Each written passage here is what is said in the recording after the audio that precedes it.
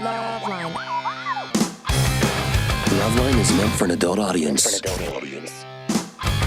LoveLine may contain sexually oriented content. Listener discretion is advised. This is LoveLine. LoveLine. With Adam Carolla and Dr. Drew.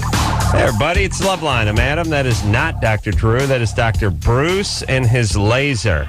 Dr. Bruce, board-certified physician, addiction medicine specialist, removes tats off prisoners with lasers, and then takes years off the pusses of Beverly Hills chicks. Absolutely. With the same laser. What versatility. Yep.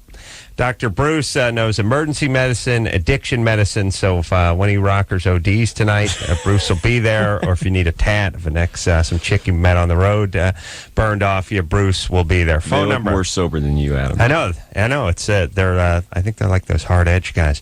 Phone number 1-800-LOVE-191. Bruce filling in for Drew just one more night. Brad, Mike here from Linkin Park. Doug here from Hoobastank. Last minute. And the reason these guys are here is to talk about the tsunami and the relief effort.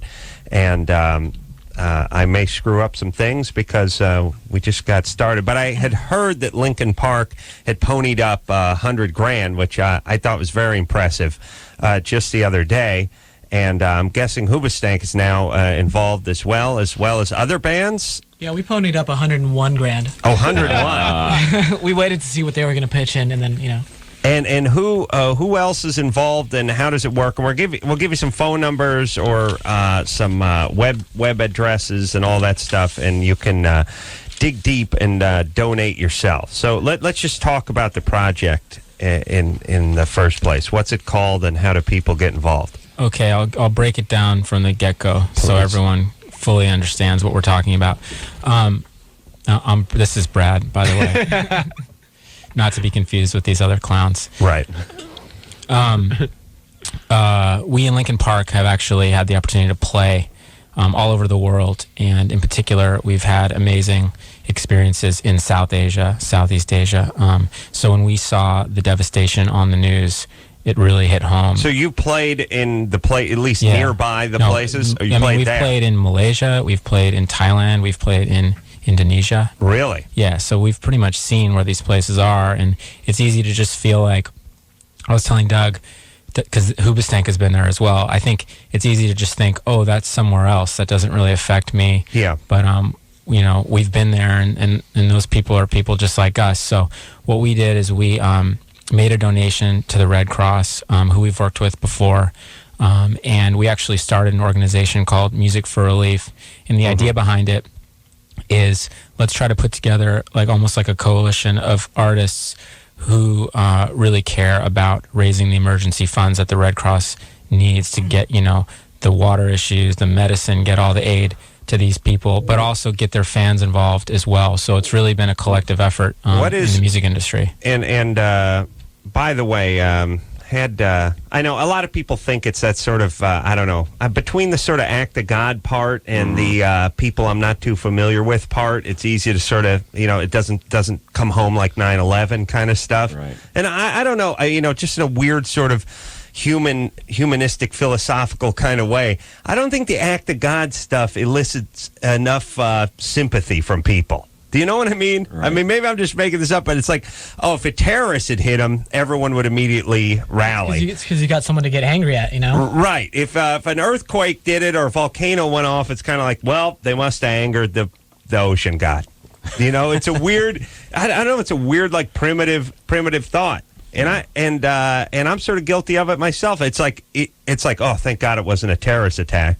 But just as many bodies are in the ground, and just as many people are without water and without medicine and whatever.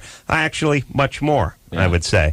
So I think the timing's great with these guys, too, because now is when people really have to be prodded, because especially with the kids over there are all these diseases that are going to start just creeping in, cholera and amoebic dysentery, and these are things that hit kids particularly hard. Yeah, so, if you can even imagine, how many sick there are out there right now, and the fact that one of the main problems is just clean water. If you went to a hospital and they didn't have clean water to wash the things that they're using or their patients, it's like it's a horrible thing, and that's part of the reason why we're so glad that everybody jumped in so quickly. Right. What is it they need the most of besides just money? Well, they actually need just money. That's it. The problem, they need so many things. A lot of times people say, I want to give blankets or canned goods or whatnot. Right.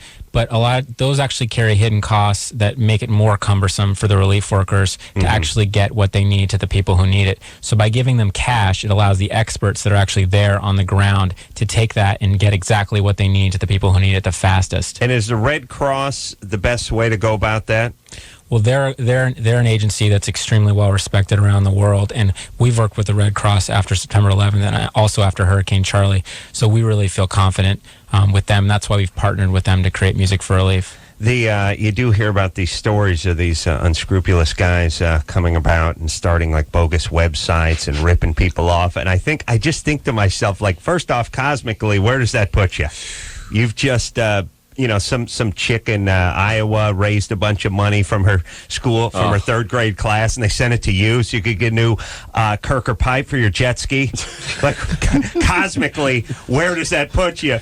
But, like, I always wonder just how these guys operate sort of emotionally. Like, I don't think they look in the mirror and go, man, am I a horrible person? I think they go like, hey, man, if you're stupid enough then you deserve her. Who is that guy? Like, it's just horrible. I understand the guy that steals the pie that's cooling on the, he's stoned and he's taking a walk and he smells some of Aunt Bee's apple pie. He goes and gets some. But the guy's going to rip off and bilk people based on 9/11 or based on some hurricane or based on a tsunami. I mean, what kind of, is that worse? I mean, are you the worst? Is there anyone worse than you in that case? Child exploiters, those are the worst. Oh, yeah? Yeah. All right. I think when I see what's happening with the people that are going into these camps, refugee camps, and trying to get kids out for the slave trade and things like this, it's when people take advantage of children, and it ties into the helping that you're doing. People are very vulnerable right now, and that's why, as you said, it's so important not just to give, but to give immediately. Right. Because they need help right now. And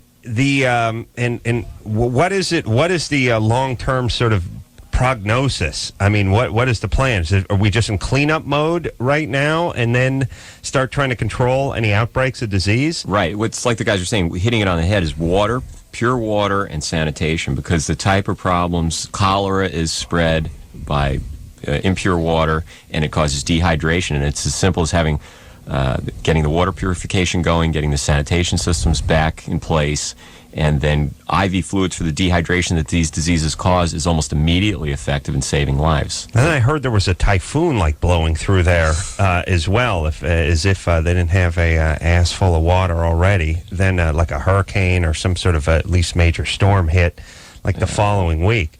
And by the way, I don't know anything about that region other than a friend of mine said she went to Thailand a couple of months back and said amazing, beautiful, beautiful people. Everyone's great. Food's good. Yeah. So I said, all right. I've never been there, but now I want to go, but I'd like them to clean it up actually, and then I'm heading over. Are you guys going out? Are there any plans? Is there benefit concert? Is there anything we want to plug? I don't know if there, I don't know. Go ahead. Go ahead. I'm sorry. Go ahead. You sure? It might be really important. I'll hold your hand while you talk. Okay, thanks, man. Actually, we are going not for anything like officially. Originally, that was going to be a benefit to. Thanks, Brad. He's holding my hand. To Bangkok the first week of February. Originally, it was just for the MTV Asia Awards, but after speaking with the producers and people who are putting it on, they are going to turn it into a benefit. So, it's just going to be interesting to be there again. We were there in Bangkok a couple of years ago, and like Brad said, we've all been there recently. I know it's awesome there. Yeah, it's an amazing place. But that answers your question. That's what we're going there, and it's going to be a benefit. All right, so let's give some should we give a website? Yeah, it's real simple. Mike, you want to tell them what people can do? Yeah, it's really simple. We made it easy for everybody. It's just musicforrelief.org. No spaces, no slashes. Just musicforrelief.org. And there are links to just about everything you need there. Some news clips, and ways to donate, addresses you can send checks to, and how to do that. Pretty much everything you need is right there. And also you can call the Red Cross's main 800 number, which is 1-800-HELP-NOW. And if you press number 2, it'll actually take you to the Music for Relief. And the money that Music for Relief raises goes to the International Response Fund, which is money set aside specifically to helping the quake and tsunami victims. Right. So whatever money you give is going there. Exactly. All right. It's not going up the nose of some oil baron in the Middle East. It's so much of it does, Drew. Oh, I mean, Bruce. Yeah, that's a good sign. Yeah. Yeah. You're right on. Yeah. When I call Drew Bruce, he just clutches at his heart like Fred Sanford yells, I'm coming, to his ex-wife. Yeah. All right. Let's take some calls. It is, timing-wise, again, another inane point, but having a major thing happen around the holidays where people are a little softened up and sort of in that reflective mode is probably a good time. You don't want to like something to hit in June. Everyone's on vacation. No one gives a rat's ass. People are drunk. Holidays where you're sort of sitting around and you're going, man, you're right. I have it so good, It is true. We do have it so much better than the rest of the world. And let me just say this on another cosmic point in terms of giving. People think if they give something to somebody, they're going to have less. But I was really thinking about the handful of guys. I was talking to an old buddy of mine from North Hollywood, my first roommate, guy I've known for 25 years. And I said, let's think of the 2 guys we know who give the least. And mention their names over the years, Dave and Ray. You probably met both of them. Those guys have given the least out of anyone I know, and all the guys and all the buddies and everyone. And they have the least. This is just over the course of 25 years. The guys I know, and Jimmy Kimmel's one of them. That's right. I'm not just kissing celebrity ass. The guy's a generous guy, and was generous long before he had any money. When he was just, driving a beat-up RX-7 and working on K-Rock, he was a very generous guy. Wasn't making any money. He was very generous. He has the most, and he clearly by far and away gives away the most and always has. So there's a connection between the guys who give it away and the guys who get the most. And it's not some sort of weird cosmic John Lennon thing. It's just is. It's almost a weird sort of inverse math equation. The people I know that are the most generous are the people that have the most, and the people that are always looking out for number one, looking for an angle, and trying to rip somebody off have nothing. Yeah. Adam, can I throw some out there? Go. If anybody is, if Jimmy, I didn't know that about Jimmy. If Jimmy's listening, or if anybody who knows Jimmy's listening and he hasn't already donated to a fund, Jimmy, call in now. Call us now and let us know that you're going to be a part of this. Yeah. We are like we've been saying, it just started up and time is of the essence. So he's a big network guy. Mike has now posed a challenge to Jimmy Kimmel. Challenging you, Jimmy. You're totally calling him out. I'm calling you out. It'd be cool if he just calls. That's him doing me. Yeah. That's pretty good. Well, yeah, he's, got the divorce coming up, so things are a little bit tighter than they normally are. Talk about giving, by the way. Oh, not in the giving mood. Till it hurts. It's got to hurt. Yeah, but, Jimmy, if you're listening, buddy, give a call. Make a pledge. Yeah, everyone, make your pledge tonight. All right, let's start by speaking to Peter, who's 23. Peter? Hey, Adam, how you doing? 23, what's up? Yeah, how you doing? First of all, I think Linkin Park, they're in the studio. Yes, sir. Okay, yes. And Hoobastank. Okay, great. I'm a big fan. You guys need to come to New Orleans. Anyway, listen, Adam, I had a question. Okay, LoveLine is like a program where people can call in and discuss their problems and get medical responses and advice, correct? Let me explain something. It'd be so easy to hang up on Peter right now. But critical callers, to me, are like a loose tooth that I can't stop flicking with my tongue. Yeah. You know what I mean? It hurts. I know it's coming. I know where this is going. Yeah, his question is scratching and itching, wants to know if it's VD. Obviously, it's a critique of the show. And here's the thing. We should, just out of principle, hang up on him because it's not the call that he said it was, but it's that tooth. I can't stop flicking it. Yes, Peter, I'm so secure, I'm going to let you finish your point. Okay, and, I appreciate you not hanging up, and that's very professional. And I am a pro, yes. Okay, listen, and I know that you're a comedian. You got to do your comical part, and it's part of the deal, and it's part of the show. But if you could just maybe let the doctor get a little more input in and maybe have more of serious conversations. Not that you're not doing a good job. You're doing a great job. You've had a proven career. Listen, I would... here's the deal, and especially with Drew. We figured it out. We both get paid the same. except for I average getting paid about $4 a syllable, and Drew gets $1,856 a syllable. You know what I'm saying? Yeah, At the end, we get the same paycheck. It's just I talk 25 times as much as he does. So I'm actually doing all the heavy lifting. I don't mind sitting back and letting Drew bore people for a while, and I have no problem with it. And I would love to. I would love to talk less. Believe it or not, I would love to talk less. But the show starts to settle and even drag a little bit. And that's what I'm worried about. Yeah. All right? And let me just be fair to me one more time. When David Allen Greer comes in here, first off, Adam Carolla, one of the most generous guys I know.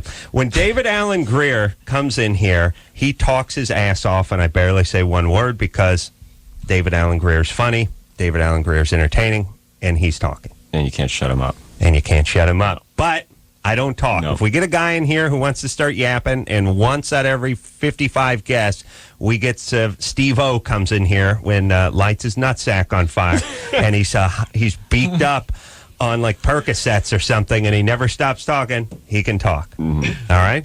I'm going to... So that was the question? That was an I don't awesome call. know what the question was, but We got to. Bruce, you want to handle this one? Set me up. All right, here we go. Sandy, Hi. talk to Hey, I Bruce. just want to say hi to all you guys. Linkin Park and Hoobastank had a concert in February in San Francisco. It was awesome. Thank you. And my question is, I wanted to know when is it the right time to start having sex in a relationship? Because I went out with this 4:30. guy. Yeah. 420. I was going out with this guy, and I just had I was digging him. I really liked him, and he liked me. So we did it after a week, and obviously things didn't turn out too great afterwards. So Why? Because You went too soon. it was all wrong. She's 17. Yeah. Here's the thing. You can have sex on the first date, get married, and live happily ever after. It lowers. Unlikely, but It's a little more unlikely, but it's not the kiss of death. I mean, there's no hard fast rule on when you get it on. I think whenever it feels except right. if you're But 17, you have sex. the younger you are, the longer you should string that out. Right. By the time you get into your 80s, you don't even come into the house on a date. You just put your pecker through the mail slot and you just start banging on the door. Start sucking. Just yell through that peephole. Oh yeah. Yeah. When you see the walker moving toward the door, or the dog. Peter's talking. All right. So Sandy, she's 17. She should slow it down. but you want some guidelines. All right. So can we do that? How Sandy, many dates? What do you guys think? how many dates? 17? Yeah. Doesn't it sound like 17. she already knows? She kind of has an idea of the answer, though. Well, she did it not after a really. week, and it fell apart. Because the thing is, I've learned from my experience. I learned that 1 week it didn't turn out good, so I shouldn't do that. But I have no idea when, because I don't know. Generally, when sex is based on intimacy, things go a lot better. And if you find the guy's real hot, huh? I'm not really I've never been really that intimate, or maybe I have I really just don't know what the difference is. Here's the thing. At 17, going for real intimacy is sort of, a waste of time. You should be dating and having a good time. But once you start having sex, you change the whole dynamic of the relationship. And if you wanted to get to know the guy better and you wanted to develop a friendship, it ain't going to happen. Once you start having sex, things stop in other areas in terms of developing feelings for the person as a friend. No, that's why guys that get laid at 15 are stupid. Because that's it. There'll be no more learning. It's true that guys enjoy the whole chase of it, and then as much as some guys may not want to admit it, but if they get it too soon, they just they lose interest. Especially a 17-year-old. Come on. Yeah. You're not going for the marriage. Right. At least the guy's not. This guy's probably 38 though. Sandy? Yeah. How old was this guy? He's 20. 20. Yeah. 20. When a 20 is dating a 17-year-old, he's usually just looking to get laid anyway. Absolutely. Well, he's not looking for good conversation. So. That's what all my friends told me. All right. Well, you got to listen to all your friends. All right? Yeah, I should. All right. Well, Sandy, here's the deal. You sound kind of immature, and that's fine. You're only 17, but you seem a little saucer-eyed. Yeah. And the world's your oyster. Everything's new and exciting. So here's what you need to do. Slow down a little. You're moving a little too fast. Yeah, I know. All right. Go out with guys your own age. It's really hard. I don't know. The damn hormones. Hormones. Wow. That's what I always say. Yeah, and then you want to have dad around to sort of eyeball these guys. And that really actually does affect me. Thank you. Damn hormones. You don't have a dad? My dad's never been around, and like I totally have these urges to be on men, and I know it's because of that. Like, Yeah. All right. Well, there it is.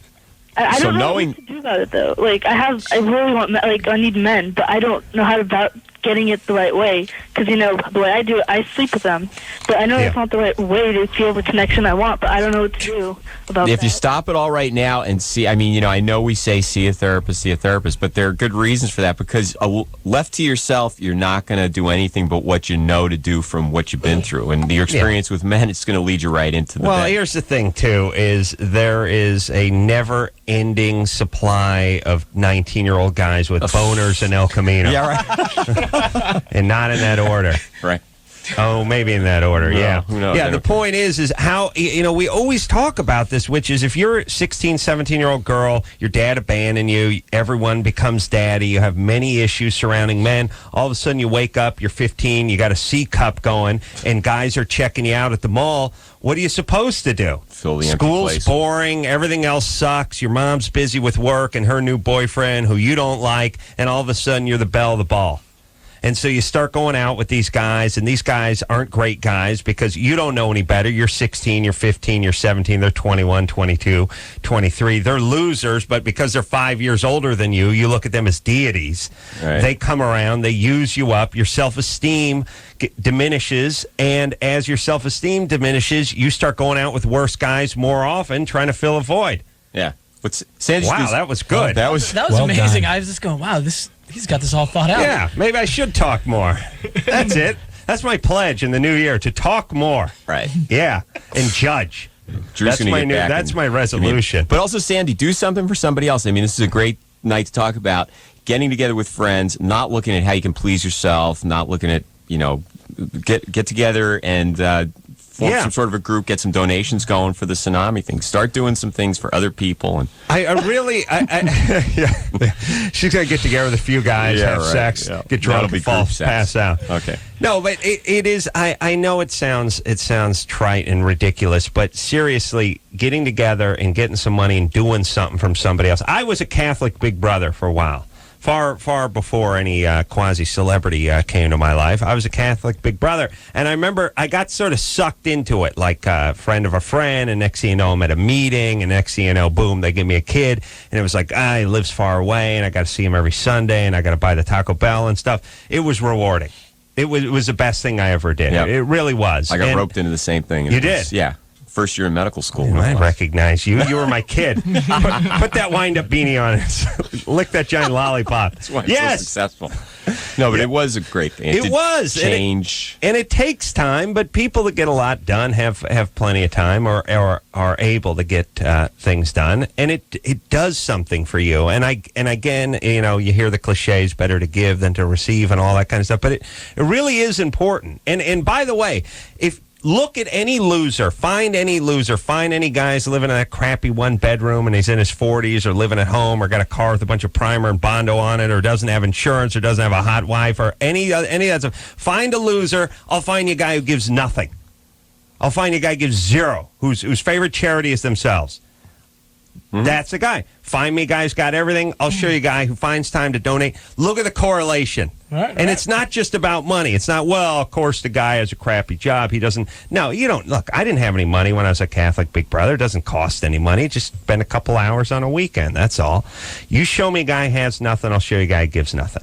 All right. Absolutely. So forget about the tsunami victims. This is for you. This is a selfish act. You should give money. And you are a millionaire. I'm literally a millionaire, yeah. I may have to kick over something, too. Thanks for bringing that up, by the way, Bruce.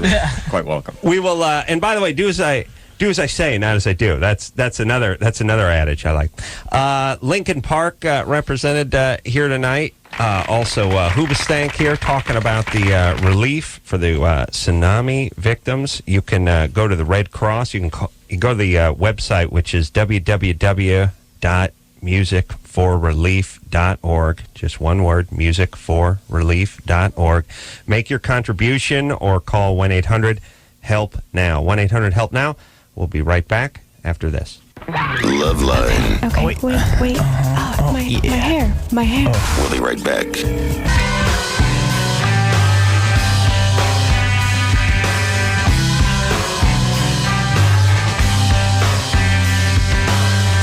Hey, everybody, it's LoveLine. I'm Adam. That's Dr. Bruce filling in for Dr. Drew. Doing an adequate job. I'll give him a 5.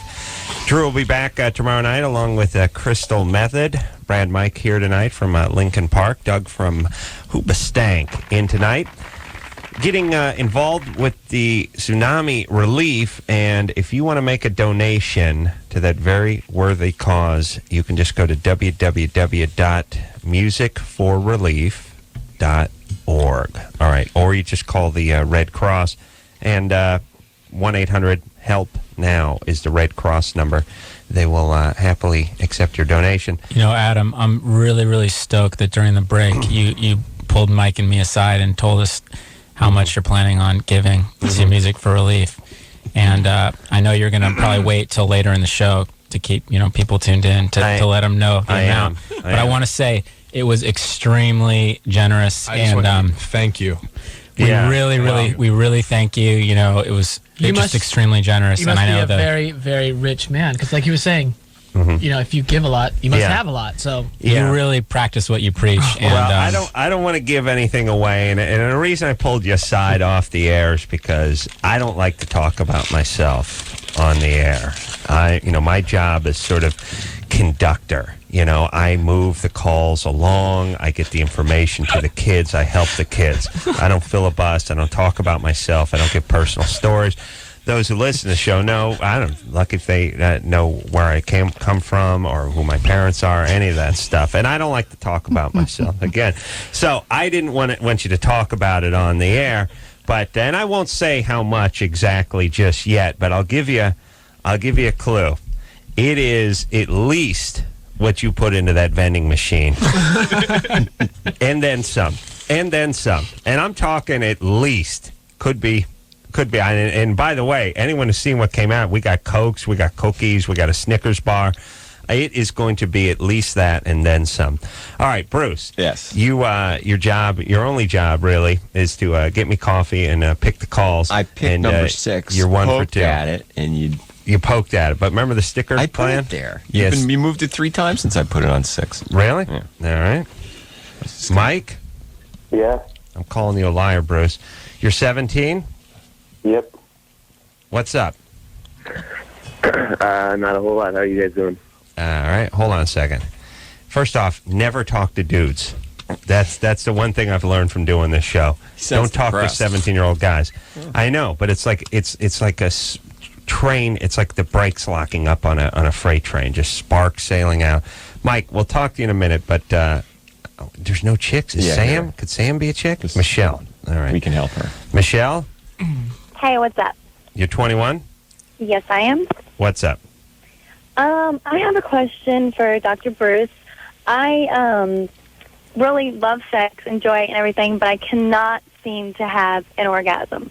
Mm-hmm. And I've tried it on my own, messed with myself, doing all that, and I just can't. And I know I've been really close. Like the guy I'm with, I've been with him for a couple of years, and I'm comfortable with him.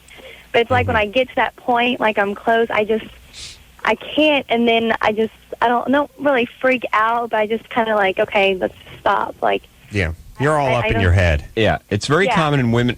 It's very common for women in their 20s not to be anorgasmic, not to have orgasms, and it's not related to a disorder of any sort, but it. I've found it goes from the mid-teens to just past menopause in terms of the age range of women who have almost no ability to orgasm. Seriously, a significant percentage of women in their 20s don't have orgasms, and that will What about change. oral sex? Does he give you oral sex? yes, he does. And you get close? Yeah, I get really close. Like and then I don't know. I just like stop. I don't know what it is. Yeah. The only thing I can liken that to as a guy is when once in a while you get drunk and you try to pull the hat trick off. Like You know, I mean, just you got some time to kill. Maybe like remember when you're in high school and you took a sick day and you just went at yourself like a maniac for like an afternoon, and you're like, Do you ever used to play games like that? I got a friend. Yeah. A friend. Yeah. A friend. You know who he is. Who I've caught a few times doing this on his lunch break or sick days, whatever. He would be playing Nintendo and stuff like that, and like he would challenge himself, like if he beat the level, gotta do it. You know, like a drinking game. Yeah, basically that was it. Wow, I know who you're talking about. Yeah, really. We went to high school together. What was it? What would like when you do the drinking games? You watch like Bob Newhart. I like this. It's a new challenge. Right. Like I could do it on the road. Like if I make this light, I got to squeeze one off. Okay. Yeah. Yeah. Okay. It's kind of like that. It was for the old Nintendo. You remember the Kung Fu game, right? Mm-hmm. When you just go like right across the screen and you beat things up every time you went up the stairs. Those are short levels. I know. Oh my God! It was a sick day, man. Yeah, sick. And just think about this. Yeah. She said she loves sex a lot right now. Think about how much she's gonna like it when she can orgasm. Yeah, I know. Women are amazing. They can have sex. Like I got a boyfriend. They go at it for twice a day for 3 years, no orgasms. Guy, by the way, 5th or 6th try, no orgasm. I'm quitting. Whatever it is. Different mentality. I don't care what it is. I don't get an orgasm. I'm going home. Right. That's my mentality. Anywhere. Yeah. Oh no. Anywhere. Restaurants. No. Ball Sporting games. events. Yeah. Work. It doesn't matter. If I don't cash in, and I mean now, brother, I'm out of here. Oop. I'll be staying for the next hour. All right. Let's talk to Michelle. Michelle. Yeah. So you're all up in your head. You're pushing too hard. You're only 21. You got to sort of relax and let it come out of you. If you try to squeeze it out, it's not like giving birth to an orgasm. It's more like it's more like a tampon got wedged in there sideways or something. You got to relax. You're comfortable with your partner. Yes. And have you talked about this? Yes. You feel like he's familiar enough with female anatomy to understand the way things. All right. He does a good job. Yes, he does a good job. All right. It's me who then will freak out or be like, okay, hey, let's stop. Or all right, well, just take it slow. What about a glass of red wine? Glass of red wine? Yeah, loosen you up a little. It doesn't work. I don't know. All right. But once you get into the whole mindset of starting to feel anxious and focusing on the inability to have the orgasm, it really makes it much less likely that that's going to happen. And to realize, for some reason, especially teenage girls, when they're focused in on a problem like this, and women in their 20s, it doesn't mean you have a psychological problem or a mechanical problem. It's very common not to have orgasms. But don't push. Yeah. And like I said, as a guy, the only thing I could think of be equivalent would be that going for the third in the afternoon. There is no equivalent. You get the calf cramp going, and you're pushing too hard, and then in a second you can go either way. And then if you push too hard, it can screw the whole deal up for you. Yeah. Mm-hmm. I have something called grit though, and I'm usually able to, come out on the happy side. Sam. Yeah. You're 16. Yes, I am. Wow. Hey, Adam, you're my hero, man. Thank you. We're just talking about masturbation, and that's what your question is. Yes, it is, my friend. Wow. All right. What is it? I call you my friend. I'm sorry. Very sorry. No, you may. Go ahead. All right. Hey, so I'm pretty regular about that sort of thing, Mm-hmm. I pretty much every day. But the thing was, I had let up for about 3 days over the weekend, and went back at it, and everything went fine, and then this yellow gelatinous balls started, they were mass came out. It was very, it's still liquid, but perfectly normal. Sometimes even something called hematospermia, you can have blood in your sperm. It does not necessarily mean there's a problem. But really? Yeah. From clearish. What's yellow? Is yellow an infection? It can be, but not typically. But everyone always calls in and asks about consistency. That doesn't make a difference, does it? No, consistency has to do with, there are many variables that would affect that. Just like people calling and asking about what foods they can eat to alter the taste of the sperm. There are many sort of urban myths about this. But if you have a yellow don't hold back on it. Yeah, come on. What do you got? I don't have any special information. I know it's liver wrapped garlic in bacon. Yeah, that would definitely do the trick. Give you a special taste. What do you think? I don't want to know what makes it good. I want to know what makes it bad. You know what I mean? I'll stay away from that. I should never gone down that road. I don't need it. I don't need to be like some sort of like vanilla soft swirl coming out of me. But I just don't want it to be rank. You know what I'm saying? Yeah, I really don't have any information on that. But yellow discharge is a problem. Yellow sperm or yellow. That's not a problem. What he's so if it's leaking yellow, you got an infection. Absolutely burning when you urinate. But if the urinate. batch is yellow, you're fine. Right. Okay. Good to know. Yeah. I'm going to go test during the commercial. Right. You want to talk to Alana? Yeah. All right. Alana? Yes. You're 15? Yes, I am. What's up? Well, I am on to talk to Linkin Park. Hi, guys. Hi. I was wondering which one of you thought of Music for Release, because it's just a wonderful idea and it's so generous. I want to thank you guys so much. Well, I'm going to call Brad out because he normally won't call himself. He won't pat himself on the back, but he definitely a lot just being on the holiday break and whatnot. Everybody's seeing this stuff on the news and kind of thinking how horrible it is. And I know Brad was on a vacation as well, but he called everybody up and said, "I can't believe this. We need to do something." And I don't want to just point the finger to Brad. I also want to mention that there's a lot of other groups. If you check out the site soon, we're hopefully going to have, Brad, is this correct? We're going to have the other groups' names up? Yeah, we can mention some tonight. I actually have a list too, just so the listeners know. Besides Hoobastank and ourselves, we got Jay-Z, Korn, 311, Michelle Branch, Inspector Deck of Wu-Tang Clan, Stained, Hoobastank, Puddle of Mud, Story of the Year, Tricky, Limp Bizkit, Trust Company, Static X, and Incubus with a link. They have a link from their Make Yourself Foundation site. And all these artists are just some of the people that have gotten together and helped out with this thing. So it's a really cool thing. That is so awesome. And the LPU really, really appreciates it. Hey, Alana, you going to give some money? Yes, I will. I will make sure to convince my parents that I will give at least $10. Liar, whore, and you know it. Never. Wow, harsh. All right, now wait a second, Alana. I think I heard the chirp of a smoke detector. Yes, you did. All right. So let me get this straight. You got money for the tsunami relief, but you don't have $2 for a 9-volt battery.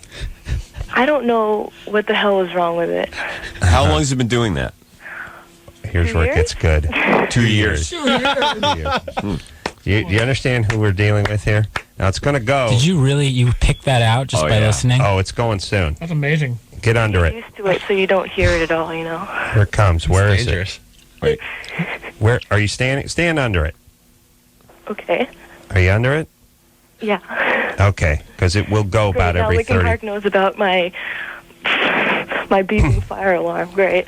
Yeah. They're fascinated, believe me. They were going to take you on tour with them, but not anymore. Hey, you know, You've proven to be a liability.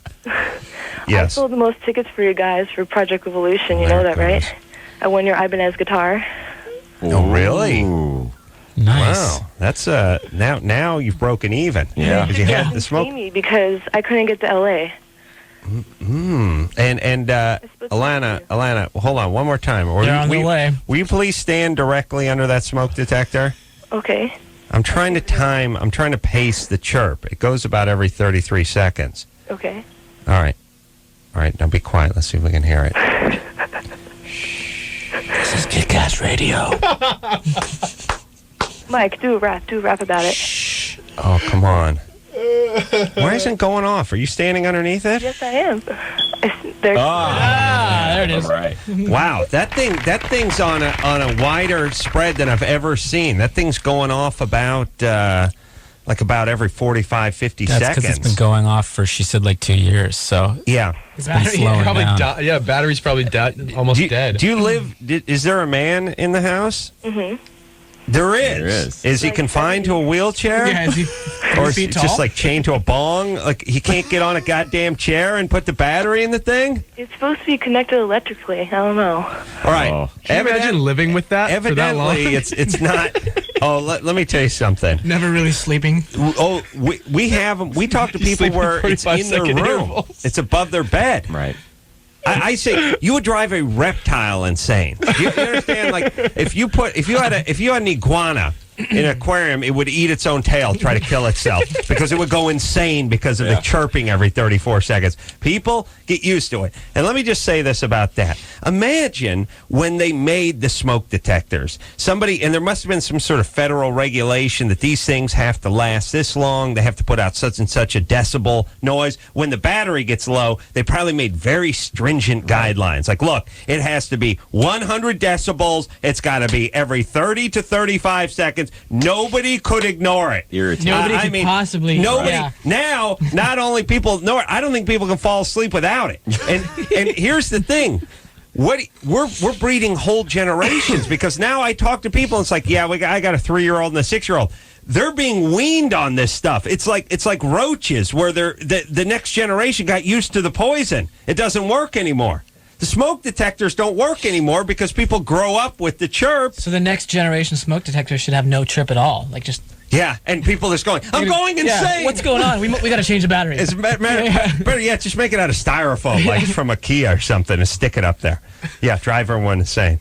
Go ahead and change that battery.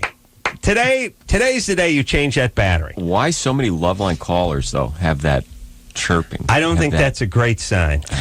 I don't know. It's scary. I think it's like, why? Like if you said, like, why do so many LoveLine callers have Ivy League degrees? You know what I mean? That would be a good sign.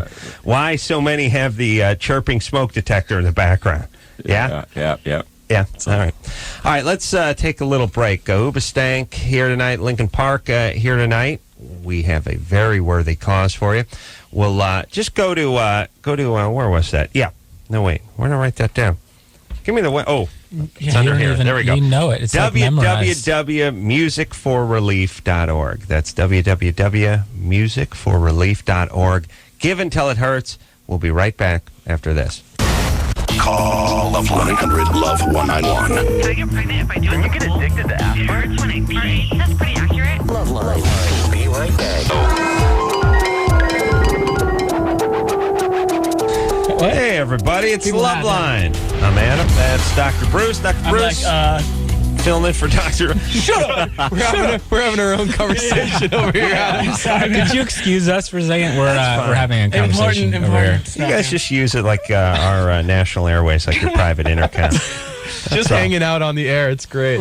Linkin Park here tonight. Hoobastank here, talking a little about the relief effort for the tsunami, and Linkin Park has generously given $100,000 of their own money, and you can go to www.musicforrelief.org if you want to get in and give a little too. Yes. And don't let that dollar amount scare you. We do have friends that have given like $10, $20. Anything you can give, Dude, please. I told you not to say how much you're giving. Why'd you do that? We do have friends in this room besides Doug that, anyway. Yes, anything is going to help, and I imagine it goes a long way in that part of the world. Yeah, it's when we were over there. Just like I was imagining when we heard about the tsunami in the first place, what we saw like on our days off in between shows. Because when you're playing, if you just come into town and play a show, you don't really get to know the area so much. Mm-hmm. But if you've got a day off and you can really go and like visit, just go look around a little bit. That was the first thing I thought of, is like some, at one point we got in a boat and just kind of saw the city from the water, and that was I was thinking of that. Like some of these houses, some of these places are little shacks. People are not living off very much. So a U.S. dollar is considerable. If you can give a couple bucks, it does make a big difference. Once it gets converted into the local currency, it really goes a long way. Yeah, and it's good. Not only good karma, but it's a nice calling card. The money ain't coming from Benny Layden and Company. It's coming from the blue-eyed guys over here. Your buddies with their red ties and the sport coats. United States. Yeah. We should show, it's a good chance to step up, show the rest of the world we're not so bad. Yes? Yeah. Let's kick Canada's ass is what I'm saying. It's a I race. was waiting for that. Cheap Canucks. Where they send over like a hockey puck and a Gretzky jersey. Some Labatt's blue. Yeah. The Labatt's bear. Sweaty guy in a bear outfit. Come on. Mike, Yep. you're 17? Yes, I am. Oh, you. What's up, buddy? Not a whole lot. How about you? All right. Please ask your question. All right. I'm going out with this girl. We're pretty serious, and you know, I love her a lot and all that. But in the past, she's been with like several other people, and I've only been with like one person. And I don't know why. It probably sounds kind of childish, but it just like really bothers me, and I don't know what to do about it. All right. Here's the thing, Mike. I'm gonna change your life with a couple quick syllables, and then we got a break because I pushed everything back tonight and screwed us up. Every guy has this. I had it in spades. Every 17-year-old guy has this. They can't stand it, and the fact that you didn't get laid much really just magnifies the problem. Here's the thing. If you're going to be with her and enjoy yourself. Don't be with her and torture yourself. Don't be with her and screw with yourself or pick at yourself. Just be with her. And here's the thing. Get a little zen about the whole thing. You're not going to marry her anyway. Have a good time. Don't beat her up. Don't beat yourself up. Don't think about the other guys. Who cares? You're not marrying her. You're 17. Yeah. This is your first or second girlfriend. Don't get her pregnant. Have a good time. Don't judge and free yourself up. Right. Yeah. Because there's really it really does hold you down more than it screws up the other person when you're doing the judging. Yeah, and turn it around. Men are much harder on women than women are on men. Yes. She's going to be she loves him. She's accepting. She's not looking at who it. cares? You're not marrying her. Just enjoy. Enjoy. It's going to go on for another 9 months. Have a good time. I wish someone would have told me that. Yes? Yes. All right. I'm going to build a time machine so I can go back and give me advice. Yeah? It would make a big difference. Call myself Pops. All right. Freak myself out. Really? My hair's still going to... I'm still going to have a zit at 40? Oh. What's going on? All right. Hoobastank here tonight. Linkin Park here tonight. We'll take a quick break. I'll give you all the numbers and websites after this. All right, guys. Here's the deal. Dateline. You're looking to hook up, sick of wasting time with the wrong person? Dateline. One call's all you need to make. Call the Dateline. 877-889-DATE. Call the Dateline. 1-800-LOVE-191. Call LoveLine.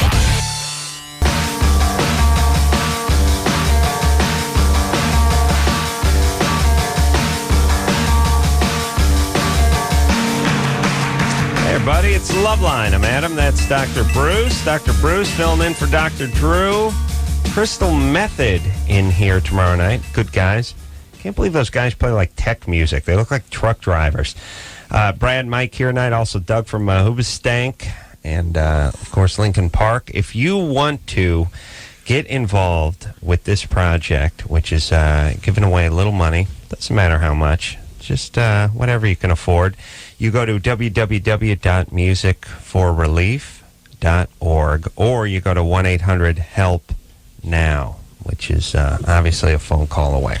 Does it strike you at all how similar Mike and Doug look? Sitting next to each other, it's not just blowing your mind right now. Strike you how the Asian community here has to share a microphone? Did he just do the Asian guys look alike? I don't they know, all look man. the same. Is that what we just got in the studio here? I don't know. I think it's because you're both so handsome. Yeah. He's trying to It's backtrack backpedaling. He's and covering up. Yeah. You know, Mike, He's right about that, but he's still backpedaling. Yeah, I know. Mike, you know, there's a famous car designer with a Shinoda last name. He did I it. think What was there's a Corvette? Right? Larry Shinoda. Yeah, that's right. Yeah, that's no. I actually something really funny.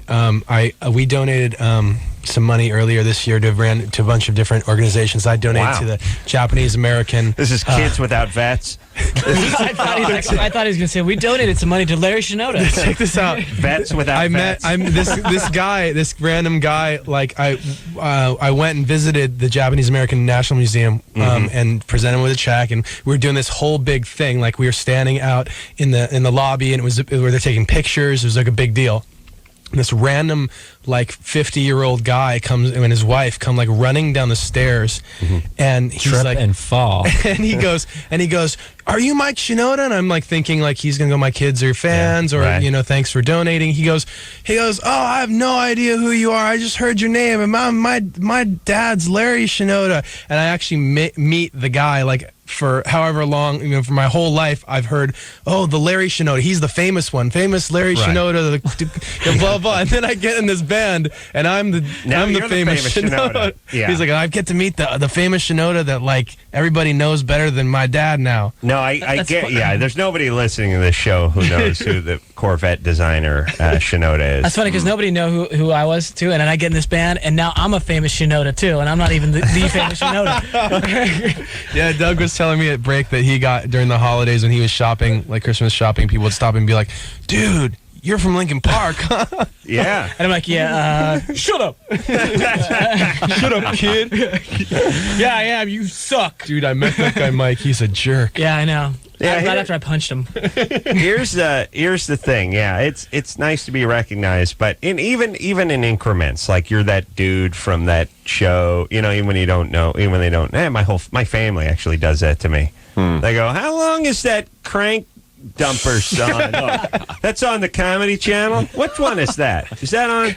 So it's like they're sort of Do they come up to you and go, "Hey, Adam, where's Dr. Drew?" Yeah. You're like in the mall. You're like, we don't like live together. Now here's Where's Dr. Drew? Here's how it works. If anyone recognizes me, it's "Where's Dr. Drew?" And then here's the second one, "Where's the Juggies?" Yeah, Those right. are the That two. one I've heard. Those are the two. All right. Let's. I think there's. I got a little question for Linkin Park here. Megan, Yeah. you're 14. Yes, I am. What's up, baby doll? First of all, Adam, you are a sexy beast. I love you to death. You are awesome. Thank you. And You have a younger sister? yeah. Yeah, because 14. By the time we hook up, you'll be 14 and a half, 15. You know what I'm saying? Yeah. Anyway, Brad, Mike, I love you guys too. Linkin Park is awesome, and you are part of the reason I'm still alive today. Your music it keeps me here. And I was wondering, what is the craziest fan you ever met like? The craziest fan? Band. Yeah, the craziest fan you ever ran into. The craziest fan. Well, the weirdest thing, I'll tell you a weird story. Everyone, I don't know if you know Adam's reputation, but people say, he comes and he does the show, but he's like slightly aloof. He's seen a lot of celebrities. They come in here every night. He gets a little bit jaded. I'm jaded. I'm standoffish off the air. What's weird is last time we were here, we'll go out of the room during the break, and Adam was like really at first really aggressively hounding us for autographs. Well, and I spoke for my nephews. Right, of course. Right, but Adam and Adam. Actually, I had to speak to the producer about it. Yeah. And Uncle eBay. I actually spoke to the producer about it, and I was like, I know Adam's really into the band, but it's just a little intense. Right. And it literally got to the point where I was a little uncomfortable coming in today because Adam is such an aggressive and I don't know, fanatic. I mean, and it kind of it freaked me out a little bit when we were over by the drinking fountain. Adam bent over to take a drink, and you could see his Linkin Park lower back tattoo peeking out from under the shirt. I was dating someone who was pretty heavily into the park, as she called it, and I basically did the tat to sort of appease her on a sort of a drunken bender. So I hope that answers your question. Yeah. Yeah, it's pretty much the Ace Man. And then I thought Doug was in Linkin Park too, and he got pissed. Yeah, I can see why. Yeah, all right. So they saved your life, yes? What does that mean? Yes, they did. Good. I've had some depressing times, and I just put on Linkin Park, and usually it helps. Oh, good. Well, take care of that depression, all right? All right. All right. There's I not put you guys on when I burn my toast and stuff like that. It always makes me feel better. Yeah, when I was getting that tat. When I was getting the tat, I was listening to Linkin Park. Hopefully, if you get When I'm Linkin really Park. Yeah. When I'm really bummed, when I run out of Snapple Apple. Damn it! Hey, Yeah. take care of yourself, Megan, and don't kill yourself. There's not too many 14-year-olds that think I'm hot. All right, let's. Want to talk to Nicole? Yeah. Proud of Linkin Park for doing a relief. Oh, that's nice. All right, Nicole, you're 23. What's up? How are you guys? Great. Good. Good. Okay. Hey, I just want to say to Linkin Park, I think it's awesome what you guys are doing. I'm very proud of you guys. Thank you. I think it's great. Are you proud of Doug? Are you proud of Doug too for I am being very here? proud of Doug. Hey, man, she's talking to you guys. I just think she was a little embarrassed because people get nervous.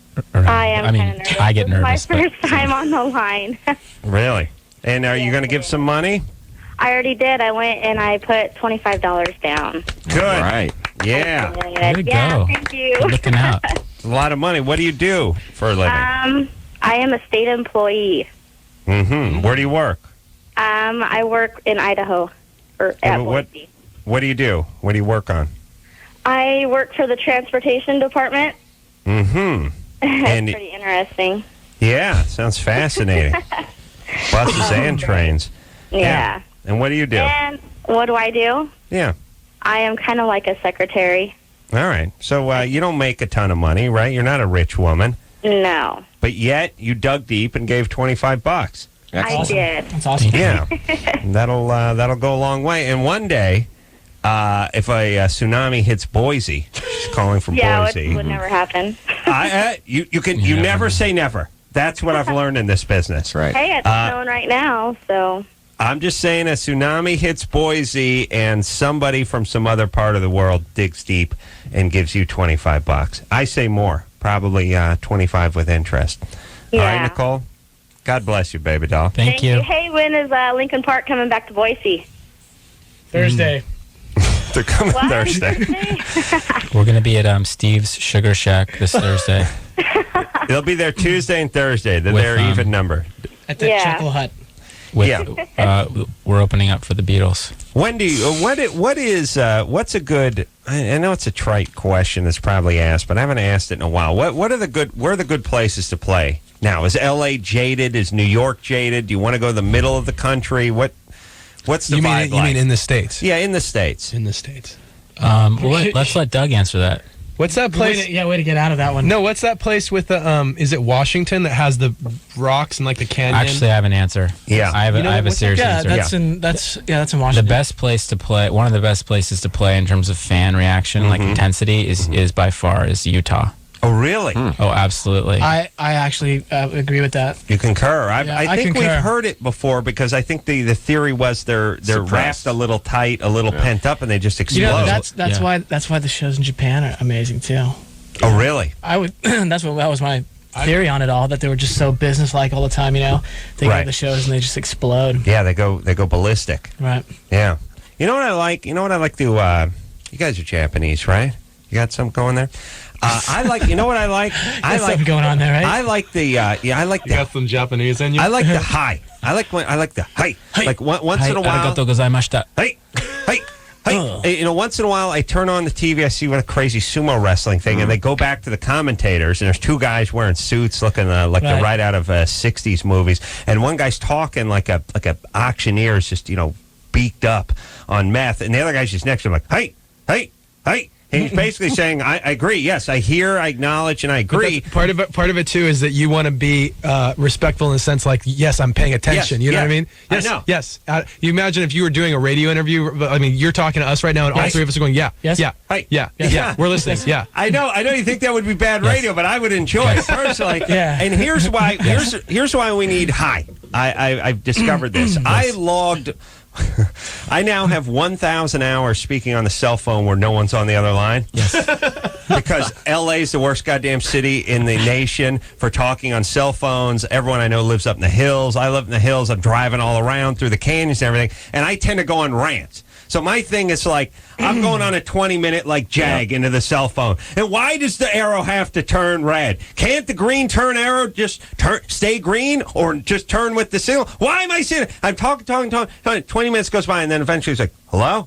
Hello? Hello? And then I call the person back, and they're like, when do we get cut off? We got cut off right after you said hi. Yeah. And I'm like, well, I did a 20-minute jag after that. Yeah, I didn't hear any of it. And I realized I'm now 1,000 hours of talking into space where nobody hears. And I realized if they would say, hi, it would be great for cell phones. And I know this is going to once in a while you're on the cell phone and you're talking to your guy and you're going look, I need you to do what I need you to do is I need you to call the guy over at the lighting place and tell him see when that stuff's going to be ready to pick up. Yeah, see? As opposed to my idiot, it just sits there with, like, silence, and then I'm always like, Scott, are you there? Are you there? And he's like, yeah, I'm listening. But I keep saying, you have that, you talk on the cell phone, you keep saying, am I there? Are you there? It's the future of proper cell phone etiquette. Hi, right? The future of proper cell phone etiquette. Yes. Hi. And it's a tip of the hat to our Japanese brethren. I really mean it. It's not an attack. It is saying. That's all right, man. I don't think we feel threatened. No, I'm not threatened. I like what you guys have done here. May we borrow it? You like our work? I like your work with the hi. And I'm trying to train my guy to do it, and he goes, hi. And I'm like, no, it's not hi, how are you? It's not I'm hi. It's hi. Hi. It's almost like hike, like a football hike. Yeah. Like minus the K. Right. E. Right. Right. It could work, and it's a necessary thing for cell phone communication. Yes? Hi. Hi. Hi. Okay. All right. I'm right about this one, right? Hi. Correct. Chris? Correcto. You are correcto, Adam.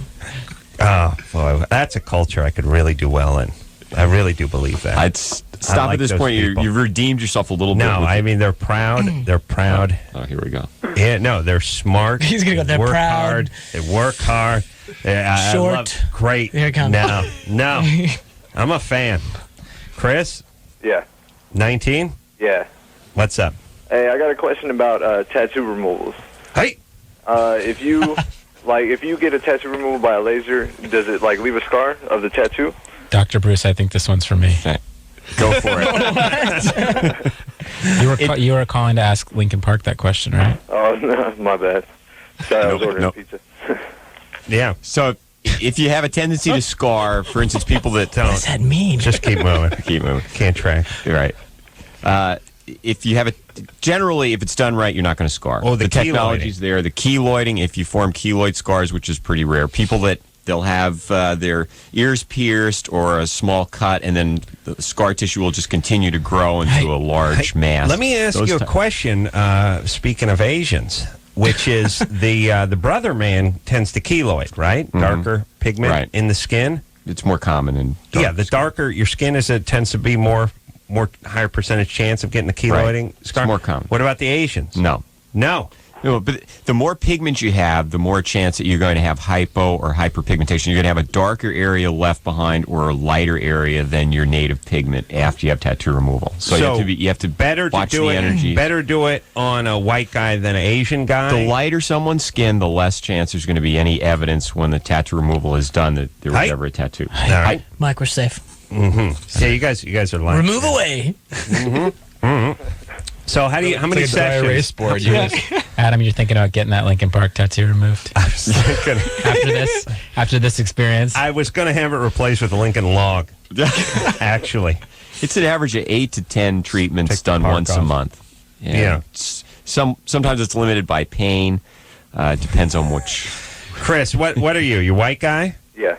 And what do you have? A old girlfriend, Tad, or what do you have? No, I just me and my cousin do tattoos, and we were my cousin branded his face, and so I wanted to do branding. But if the laser leaves a scar, then my cousin will tat something on me, and then we can laser it off to have the scar.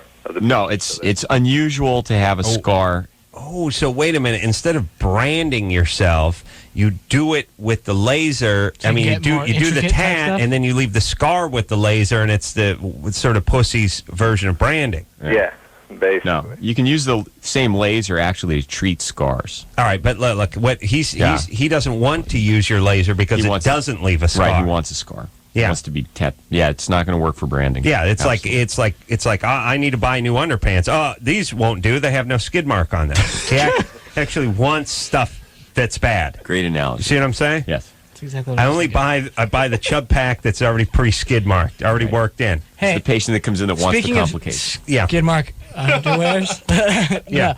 The same guy, Brad, and the same guy that I was talking about earlier, my friend, quote unquote friend, he's got a great idea. He was telling me this the other day. He got a great idea. Hey, white, good. Why don't they have instead of tidy whities?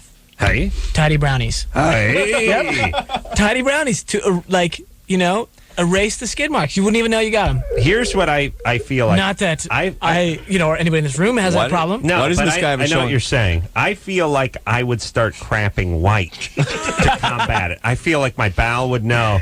It's like the reverse smoke detector. I really do. I really do feel like I would adjust, and that it would be difficult for a couple months, but eventually start coming out like seagull crap. And a whole thing for it. I wish I remember. Brown. Yeah, something like get rid of the skid or something. You know, I've shifted to black underpants and gray and other colors like that. White does seem like just seems like the wrong color to choose. But I think the brown smacks of a certain problem or even a guilt. You know what I mean? You're sort of saying it's like a comb over kind of thing. Yeah. Like brown underwear with a yellow front. Yeah, you're. I'm just saying you may not be able to pick out the specific skid, but you're saying you may have a problem. It's the appearance of skid. It's like you saying to someone, I like to wear an adult diaper around, and them going, but do you have a problem? Thinking, no, it's for comfort. It's for comfort. Yeah, it's creepy, right? That's all I'm saying. I got more stories about that guy in adult diapers too. So let's move on. Well, let's play a little Germany or Florida. This game is sweeping the nation, and especially it's rocketed us into the new year. Here's how the game is played, everybody. All bizarre stories either emanate from Germany or Florida. This is something I learned over at Kimmel's. And people call up, tell us the bizarre story, and then we guess. Is it Germany or Florida? Yes? Yes. All right, let's try that. Let's speak to Adam, who's 17. Adam, how's it going? what's happening? I have a Germany or Florida for you. Mm-hmm. And I've been listening to the show for about 5 years, and the best part has to be the lightning round. Oh, really? So Bruce hates the lightning round. All right. And I love Linkin Park, and the guitarist from Hoobastank, my friend gave a demo from one of his band. His name's SFM, but you said you were really jazz. Is it the guitarist that's on? Hey. No. All right, never mind. Hey, Adam. Yeah. This is called Germany or Florida, not I got to get my stoner buddy a record deal. No, it's fine. I got Germany or Florida for you. That's what you got to do. All right. A man who was fascinated with explosives blew himself up after putting a homemade pipe bomb in his mouth and lighting the fuse. Mm-hmm. He took the device into his mouth and flicked the lighter. What? He blew himself up with a pipe bomb. Yeah. In his mouth. Yeah. All right. He took the device into his mouth and flicked the lighter as his petrified flatmates and girlfriend looked on. The bomb, which might have been created using instructions from a book on explosives, then blew up, causing him serious head injuries, and he died on the same day. Mm-hmm. All easy. right. Germany or Florida? It's easy. What is it? All right. Well, we'll just start. Brad, go ahead. It's Germany. Germany. Initially, I would have said Florida, but after flatmate, I'm going to have to sign with I heard flatmate is well. I don't think they have flats in the panhandle. Mike? I'm with the group over here. We're all going Germany because of the flat. Florida. Oh, Bruce. Bruce won last night. Yes, Did he you did.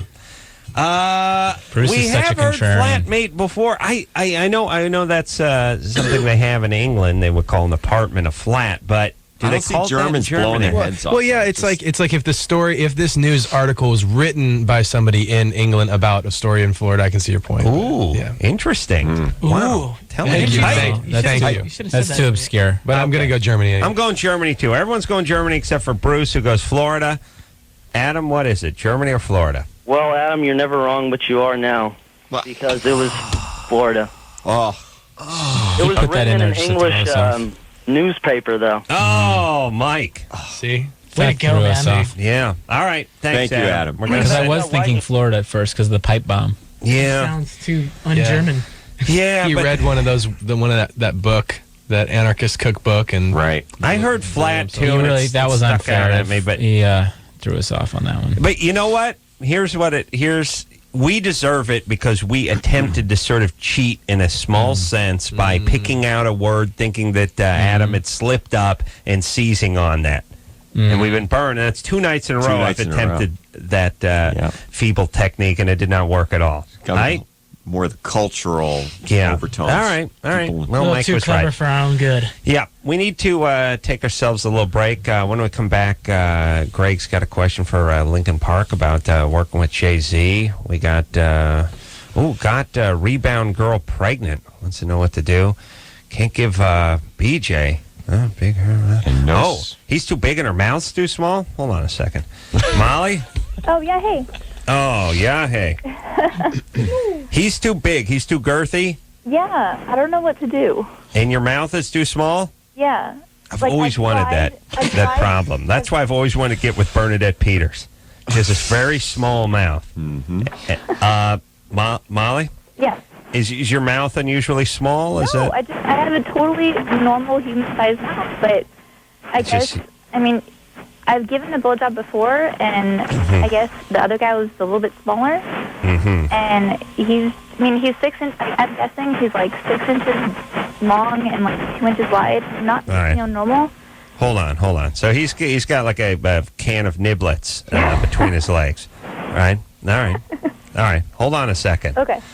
I know it's like one of those no one really wants this kind of problem, but I would like this kind of problem. You know what I mean? I know it probably doesn't make for better oral, but just seeing somebody having to use like a popsicle stick to get their mouth around my penis would be awesome. And just like that thing that happens when you're at the dentist getting a root canal, little tears just coming down. No talk. I got talking, smoking, chewing gum. But do you have any practical like a Slim Jim? Huh? Do you have any practical recommendations? From a medical standpoint, I don't have any. You know? All right, well, we'll get into it. Okay. All right, Hoobastank, Linkin Park here tonight, talking about the tsunami relief. You just go to www.musicforrelief.org and you make yourself a donation. We'll take a quick break. We'll be right back after this. Hello? Who's this? This is LoveLine. 1-800-LOVE-191. LoveLine will be right back.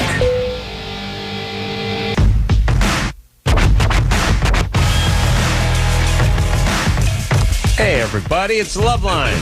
I'm Adam. That's Dr. Bruce filling in for Dr. Drew. Brad, Doug, and Mike are all here.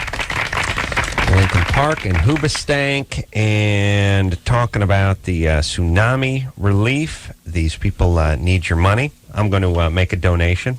I'll reveal that amount at the end of the show. Oh, son of a bitch, Dr. Drew.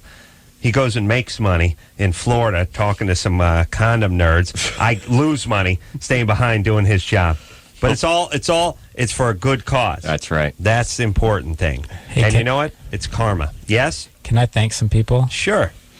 I was just saying earlier during the break that, we started this thing up and really kind of wanted to get to involve as many people, musicians and fans and just people we know, get them involved in the cause. And everyone's been so great, and there's been so many people that have helped us to accomplish this. I mentioned some of the bands before that have stepped up, but we should also really thank K-Rock, because the station's been great in terms of getting the word out. MTV too, they've been great. They actually broke the story on their website, and I'm sure I'm forgetting a lot of people, but if I'm not saying your name, I want to thank you for helping to make it all happen. And the Red Cross for jumping in with us. The Red Cross, Hoobastank, a lot of really great bands that are making this a priority. You go to 1-800-HELP-NOW. 1-800-HELP-NOW. That's the number for Red Cross, and you can make your donation. Or you can go to www.musicforrelief.org and make your donation to this very worthy cause. All right, let's talk to Greg, who wants to know how it was working with Jay-Z. Greg? Yeah, what's up, Adam? What's up? You're 16. I'd like to ask Linkin Park what it's like working with Hova, Jigga Man, Jay-Z himself. You always know the big Jay-Z fans when they start using his multiple names. Mm-hmm. They like to show that knowledge off. I wish I had multiple names. It's like Ludacris fans who call him Luda. Like you always know that they're the guys. Yeah, he's a good guy. He's a real good guy, down-to-earth guy. It's kind of surprised, not so much because I assumed otherwise, but because I didn't know what to expect. And, given the guy's status and how many just how long he's been at the top of his game. You kind of expect that when he comes in the studio, he kind of just runs the show and does what he feels like doing, and kind of, he can do what he wants. But he actually came in, he left his ego at the door, and he was really friendly to everybody. I mean, it's on the Collision Course DVD, you can see us first meeting, and you can see the guy is completely, like, he's just a cool guy, just real nice and real professional. How'd you guys get hooked up? We actually, MTV came to Jay and said, because so many mashups have been done with his music from the Black Album and whatnot, they wanted to do a live show with him, and they said, who do you want to work with? And he called us. And that's nice. Yeah, obviously we're pretty flattered at that point, but I didn't know how to kind of respond to that, because it's one thing to like talk to a guy like that and say, we can do it. This is what it would sound like, but that's not necessarily gonna do it. So instead, what I decided to do is I threw together I did Numb Encore, and I did Lying From You, Dirt Off Your Shoulder, in our bus. I think we were in Europe at the time, and I sent those back overseas to him, and that was our response. Like, yes, we'd love to, and here are 2 songs to prove it. And he was really impressed, and that kind of set things off on the right foot. And he was like, "Hey, hey, Greg." Yeah. We're done with you now. Oh, thank you, Greg. I just want to say, Adam, you're off Fizzle. Rest in peace, Notorious, and Linkin Park. You guys. All right. And he hung up. Yeah, that was amazing. And he went out on top. That caller. Yeah, it's great.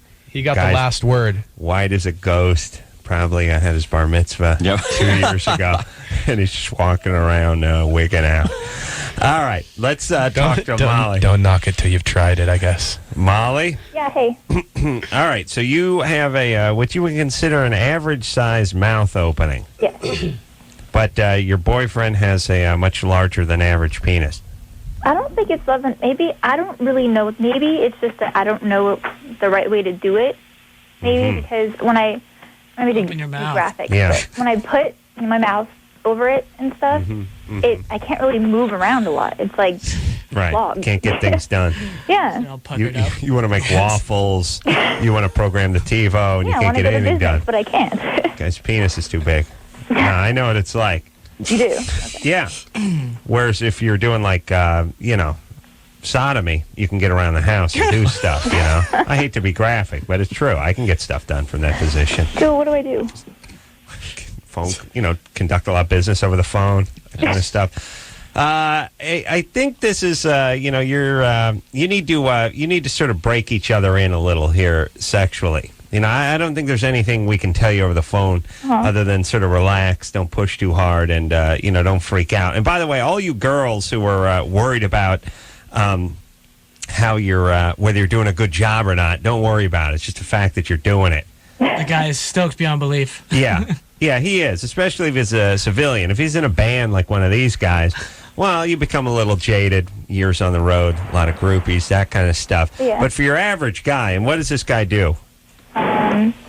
He plays music. He's a really cool guy. Yeah. If he plays music, he may be used to better. He's not like in the whole band scene, but like he's not making any money?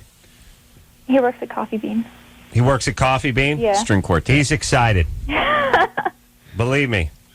Believe me, you could just take a tumbler and fill it with lard and just shove it on there. He'd be excited. Oh, yeah. Oh, wait a minute. I'm going to write that down. Yeah, write that down for me. Yeah, that may be a good one. Hey, Molly, you're fine. Yeah. Are you guys in love? Yeah, I'd say so. All right. I mean, as far as a 17-year-old relationship can go, yeah. All right. Yeah, very either super mature or super bitter and jaded. I can't figure out which one it is. It's one of those. All right. The point is you guys just get along, and mazel tov. Thank you. Is what we have to say. You'll be fine. Okay. That was almost a good pronunciation. Was it close? I'm not Jewish, but many people think I am, so I'll take it. And I got my step-grandfather was Jewish, so I learned a lot of things from him. Got the lingo down. Yeah, I got the lingo down. And I know how to guilt, too, because he would do that thing. Drew does that. Drew's half Jewish, and he does that guilt thing. Like my grandpa would do. I go, Grandpa, I'm leaving now. So you're going to leave? Yes, I'm leaving now. So you're leaving? It's like you gotta say it 4 times, so you just feel like hell. The Gentile just let you go. Like you tell the Gentile grandpa, I'm leaving now, grandpa. Don't let the door hit you in the ass on the way out. That's the Gentiles. The Jews, they give you a little surus, as they call it. A little guilt. Just a little something for the road. Is that accurate? Yeah. Brad? That was good. Is that good? Am I right? Okay. All right. Drew does that. Drew did that to, he'll do that to Ann. Ann will go, I'm going outside. I'm going to wait for the band. Drew will go, they're not here yet? You see? Painful. Yeah, and he's Works. wounded. And Ann will have to go, no, that's why I'm going out to the goddamn parking lot, you retard. Yes. If you're Gentile, it works even better. It's even worse. What do they do? What do we do? What do you got? You have no defenses for that. Oh, yeah, you're saying we're not used to it? No. Yeah, our anus is puckered up. Traumatizing. We don't know what to do. Yeah. No, I'm sort of honorary Jew. When I was a carpenter, I was no one ever mistook me for a Jew. But now that I got into show business, that's the common read on me. See, there's no all the years I swung a hammer, never worked with one Jewish guy. But now that I'm in a show business, that's what people think I am. And I got the nappy hair. You I got the hair. big brow, and I'm a schwitzer. Sam, Yeah, you're 24. 24. What's up? Hey. Oh, I was with my girlfriend. We were talking about getting married. We both got freaked out, decided to see other people, and I knocked her up. The rebound girl. Well, you knocked your girlfriend up. No, I knocked up the rebound girl. Oh, you knocked. Okay, we said you knocked her up. I didn't know that. The problem is that my girlfriend. I thought that she'd be done with me. Well, she's crazy. She still wants to be with me, and now I don't know what to do. Okay, your girlfriend wants to be with you, even though you knocked up the rebound girl. I think you should purchase Usher's Confessions. Yeah, that's my life story. I thought that myself. Hey, he's already been there, done that, dude. He's like, I did. It didn't help. So is the rebound girl keeping the baby, or? Yeah. Oh, yeah. How far along is she? 4 months. And I don't know. It's. I think there's a lot of gray area in this topic. Like, do you hang out, become a part of the child's life, or you just become a sort of distraction? Would it be better to let her move on? Remarry, get the kid consistent. Well, how do you feel about your ex-girlfriend or girlfriend, and as opposed to the rebound girl? I mean, how do you feel like towards them individually? I mean, to be honest with you, my ex-girlfriend, she was a lot better looking. That's no lie. Yeah. But, all right. So that kid could be ugly. Yeah, that's for sure. I don't want like an ugly kid. Yeah, they got you and the ugly chick. They don't stand a chance. Yeah. He said he didn't want an ugly kid. Well, it's tough, It's just tough. It's hard to love unattractive people. Yeah. It is. So you're willing to step up to the plate and take responsibility for the kid, though? I am. I come from a long line of deadbeat dads. And I don't want to be him because my dad was a deadbeat. Okay, so there's no chance of that happening. Do you have a good job? Yeah. Where do you work? For a real estate company. All right. I'm guessing he's a guy who drives the truck with the signs, the real estate signs, and goes and just pounds them into the thing with a single jerk sledge. Sam? Yeah. Yeah, it's a good tool name, the single jerk. It's a small sledgehammer. It's like a mini sledge, single jerk. That's kind of like you, Sam, single jerk. You're back with the new girlfriend, or the old girlfriend now, right? No. I'm in between now. You're in between. All right. If she's going to have this kid, then you're going to be sort of financially obliged to contribute a certain amount every month to raise the child. The question is do you become a distraction? Do you confuse the kid? Right. Do you show up once a month as Uncle Sam? Uncle Sam. What? Yeah, the red, white, and blue. What does that mean? No, that only happens tuxedo with a top hat. That happens on April 15th. Yes. Oh, and that's when the raping begins. I tell you. I was thinking a lot about that. I'm not going to soften my bid, but I was thinking, I was sitting home and I was thinking, I should give something to this tsunami relief. Tax deduction. And then I thought, well, no, I took it a step further. I thought, wait a minute. I gave away hundreds of thousands of dollars to the federal government last year, and they're helping out. So you know what I mean? I just you paid kind them. of already are. Yeah, I paid the federal government, and they sent over a couple helicopters with some Bisquick in it. I mean, whatever they're doing. My point is, I didn't leave it up to them. Let the pros do it. It's I a pay weak them. rationalization. All right. I'll kick in some. Kick in some money. All right, Sam. Yeah. You need to do the right thing, and what the right thing is not going to be decided tonight. You got to do what she wants you to do. You got to do what's in your heart. You have to give money. Which she is that? Well, she is the woman who's pregnant. Yeah. Okay. The welfare of that child is your responsibility in some ways. Yes. If she finds some other guy that's great, that's willing to support the kid, and you not being in the picture is better, then maybe. I am a proponent of you saying, look, if you can hook up with somebody who's consistent, who's going to raise this child as if it was his own, and is going to be here for this child, that would be the best case scenario. Right. Better than I'll be in Florida and I'll send the kid a stuffed animal twice a year. Yeah, you know unlikely, what I mean? but it's a good scenario. All right. And by the way, this open adoption, where the parent comes by, where like the teenage mom stops in every couple of weeks and cuddles her kid for a while, and then, gets on the L and heads back to the trailer park. Like, is that going to be that's going to be freaky for the kid? Very confusing. I don't understand that. And everyone's like, oh, that's fantastic, this open adoption. I think it's being selfish. It's like, I don't want to raise the kid. I don't really have the time or money to raise a kid, but he's mine. I want to check him out every couple of weeks and come over there and play the good fairy. Just get all the loves and cuddles and then go back while you guys clean up the diapers and make the formula. It's just I don't weird. understand. That seems like almost like a trend rather than something that has some. Yeah, it's like, look, if you're going to give your kid up for adoption, give your kid up for adoption. If you're not, don't. But don't give it to another family to raise, and you stop by every month as aunt whoever. Yeah, very confusing. Very confusing.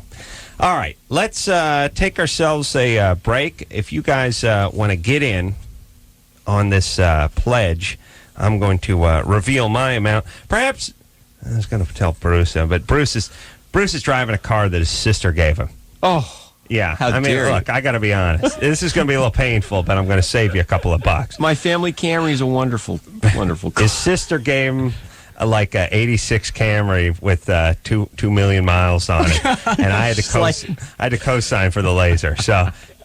As much as, and I know you're thinking this guy's a doctor, things have, it's been a divorce, things, it's not been a great year for Bruce. Bruce, I'm saying this to save you a couple bucks. I'll donate a guitar. Donate a guitar? Yeah. Oh, yeah, you have a nice collection of guitars, well, right? actually, the divorce sort of took oh, really? on that, too, so we'll negotiate something. Maybe you put a guitar in, because you have some very nice guitars. We'll find a way to make that work. Those should get some money. Yeah. All right, and I'll reveal my donation after this. 1-800-LOVE-191. LoveLine. LoveLine with Adam Carolla and Dr. Drew. We'll be right back.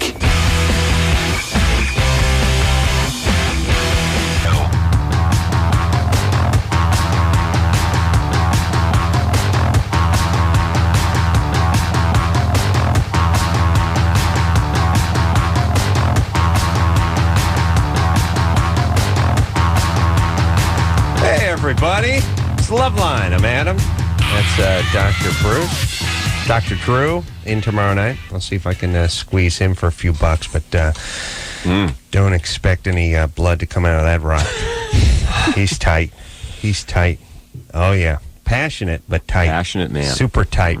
We're talking a little bit tonight with just a few minutes left about the devastation of the tsunami and what people can do to help out those our brothers in that part of the world. They can go to www.musicforrelief.org and make their donation, or they can call 1-800-HELP-NOW, which is the Red Cross number, and make their donation. Let's take a quick question for Linkin Park. And Arvin. Yeah. What the hell kind of name is that? Next up one. Okay. What's up? You got a question for Linkin Park? Yeah, I was wondering when's your next new album? Go ahead, Brad. You got it, man. Our next new album is coming out a month ago, and it's called Collision Course. Yeah. Yeah, and what is it? Is it 18 months between a year between, 2 years between? Have you worked out an average yet? 18 albums a year for you guys, I think, right? We're like, I don't know. We try and just keep ourselves like kind of entertained. Mm-hmm. You know, that's why I think this album, Collision Course, is like, it totally blindsided people. You know, it's something that that people would have never expected. It's a lot more lighthearted and fun. And, I mean, you know, with the CD and DVD with Jay-Z, it's like nobody knew that was going to happen. So, hopefully the next thing is as surprising as and exciting or more. Rachel? We don't know. We can't put a timeline on that. Why they call it a surprise? Rachel? Yeah. You're 17? My name is actually Rochelle, and yeah, I'm 17. All right. What's up there, Rochelle? I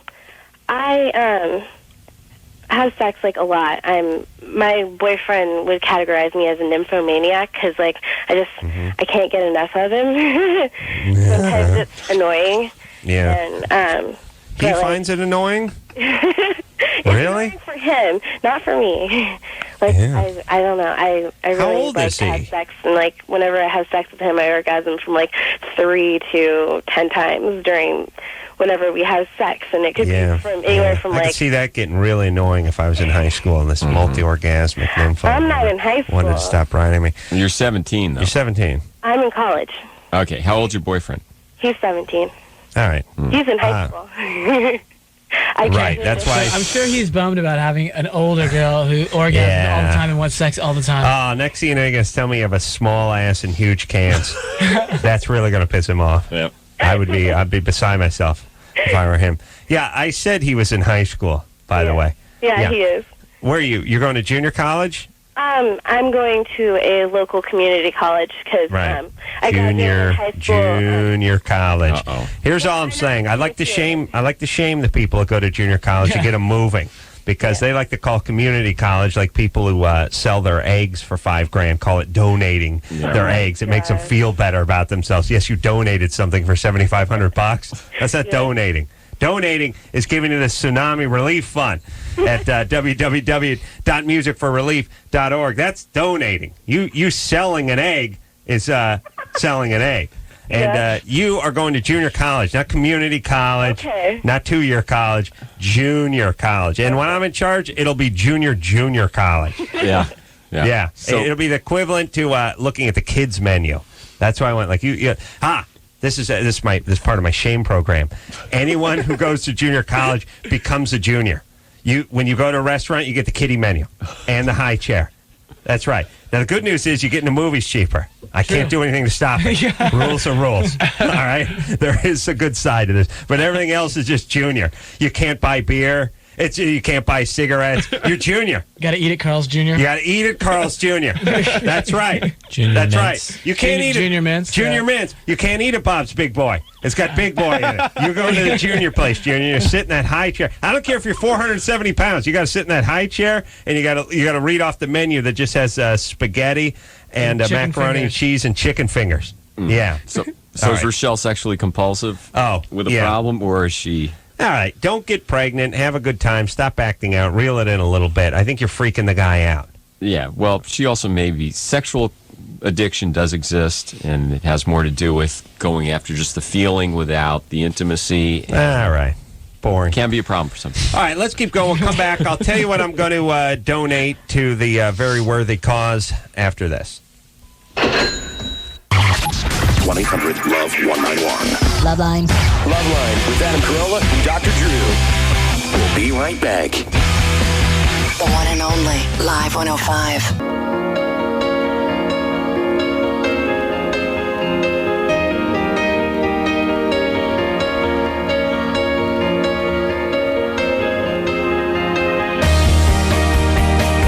All right, everybody. That's the show. I think I'm going to give $3,000. All right. Yay! Thank you. Woo! Yes. That's big. Thank you. That's almost as much as we spend at the vending machines. Ooh.